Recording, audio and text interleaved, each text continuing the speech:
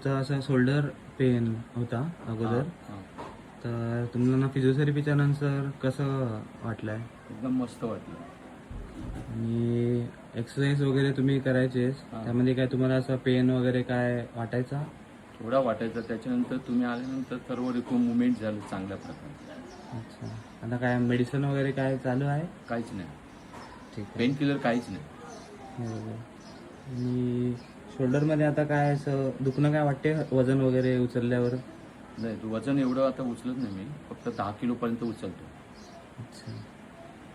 ठीक आहे. आणि अजून तुम्ही जे लोकं असतात जे त्यांना फिजिओथेरपीच्या समोर तेवढं काय म्हणजे असं नॉलेज नसतं, तर फिजिओथेरपीचा काय म्हणजे इम्पॉर्टन्स आहे, हे तुम्हाला काय सांगायचं आहे? फिजिओथेरपी करायलाच पाहिजे. कारण फिजिओथेरपी जे का आपण ऑपरेशन करतो त्याच्यानंतर त्याच्यावरती ते फिजिओथेरपी असली तर त्या माणसाचं लवकर रिकव्हरी होते.